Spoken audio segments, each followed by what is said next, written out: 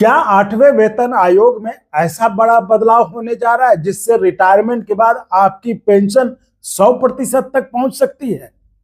क्या केंद्र सरकार कर्मचारियों को ओपीएस, एनपीएस, यूपीएस में से अपनी पसंद का विकल्प चुनने की आजादी देने पर विचार कर रही है?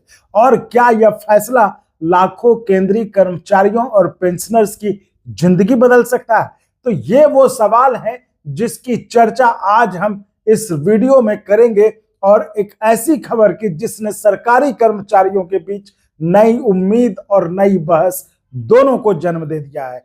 तो इस वीडियो को अंत तक जरूर देखिएगा, क्योंकि इस वीडियो में मैं आपको बताऊंगा कि इन प्रस्तावों में सबसे ज्यादा फायदा किन्हें हो सकता है और किन कर्मचारियों को अभी से सावधान रहने की जरूरत है। नमस्कार, मैं चंदन कुमार और आप देख रहे हैं देश भर के कर्मचारियों की भरोसेमंद आवाज अंगवानी।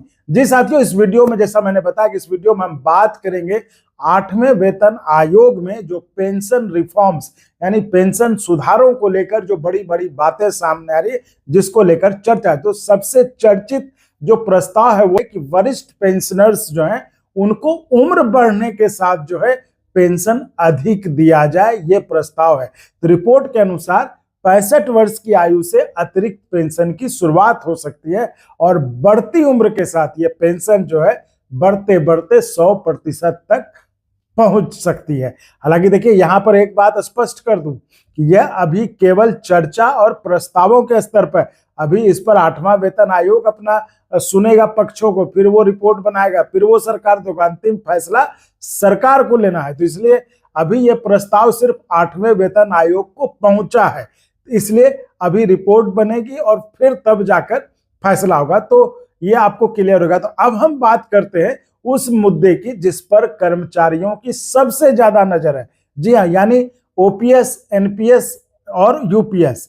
तो कई कर्मचारी संगठन लगातार मांग कर रहे हैं कि कर्मचारियों को अपनी जरूरत और भविष्य की सुरक्षा के अनुसार पेंशन प्रणाली चुनने की स्वतंत्रता दी जाए।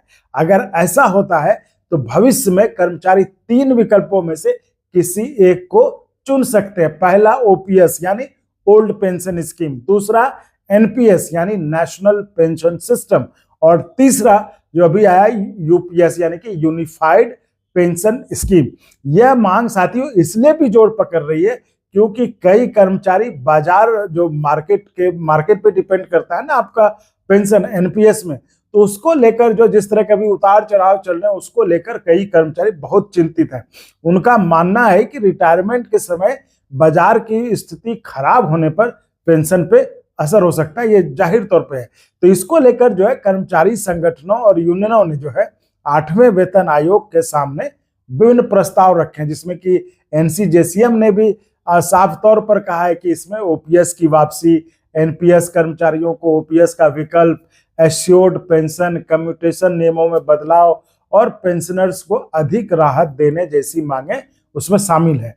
तो कुछ संगठनों ने तो यह भी मांग रखी कि एनपीएस के अंतर्गत आने वाले कर्मचारियों को कम से कम 50% जो है सुनिश्चित पेंशन मिलना चाहिए, जिससे कि रिटायरमेंट के बाद उनका फाइनेंशियल सिक्योरिटी जो है वो बनी रहे।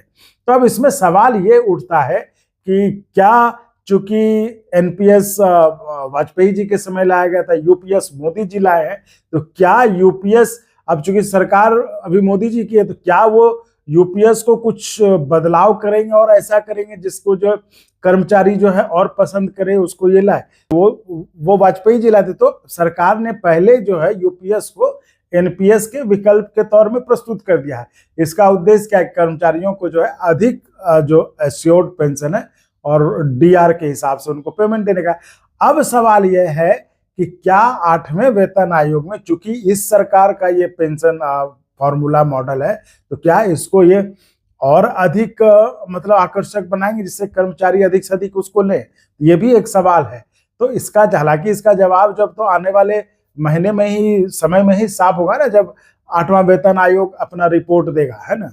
तो आप ये बताइए कर्मचारियों के लिए इसका क्या मतलब है अगर ये प्रस्ताव बढ़ते हैं? देखिए सीधी सी बात है, अगर ये प्रस्ताव आगे आठवां वेतन आयोग आगे बढ़ाता है तो इसका मतलब है जो वरिष्ठ पेंशनर्स उनको अधिक राहत मिल सकती है ना। कर्मचारियों को पेंशन योजना यानी एनपीएस वगैरह उनको मिलता है कि आप कौन सा लेंगे, आपको चुनने की आजादी मिल सकती है। एनपीएस से जो जुड़े जोखिम है, जो बाजार का जो जोखिम है, वो कम करने के लिए उसमें कुछ इंतजाम हो सकते हैं कि भाई ठीक है। तो इसी तरह रिटायरमेंट के बाद सब मिला के दिया होगा, रिटायरमेंट के बाद आपकी जो है फाइनेंशियल सिक्योरिटी, जो कभी एनपीएस में मतलब नहीं के बराबर पूरा बाजार पर डिपेंड है, तो उस पर डिपेंड हो जाएगा। तो अभी जो है देखिए, फिर बता दे रहा, अभी ये सब जो है चर्चा सुझाव, अभी चर्चा सुझाव के स्तर पर, इस पर कोई फैसला नहीं हुआ है। तो फैसला कब होगा? जब इस पर चर्चा करके 8वां वेतन आयोग अपनी रिपोर्ट जो सरकार को देगी, उसके बाद सरकार उस पर फैसला लेगी, है ना।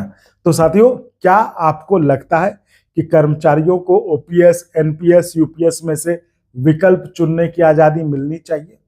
क्या 100% तक अधिक पेंशन का प्रस्ताव लागू होना चाहिए? और क्या 8वें वेतन आयोग कर्मचारियों की सबसे बड़ी मांग जो है वो पूरी करेगा? तो अपनी राय आप कमेंट बॉक्स में जरूर लिख के दें और आपके कमेंट का हमें इंतजार रहेगा। और अगर आप सरकारी कर्मचारी, शिक्षक, रेल कर्मी, रक्षा कर्मचारी या पेंशनर हैं, तो इस वीडियो को ज्यादा से ज्यादा साथियों तक शेयर कीजिए और सब्सक्राइब करिए। तो साथियों, इस वीडियो में फिलहाल इतना ही। आप ऐसे ही वीडियो को लाइक, शेयर, सब्सक्राइब करते रहिए और करवाते भी रहिए, यही हमारा मनोबल बढ़ाता है साथियों। ठीक है, तो चलिए, बहुत बहुत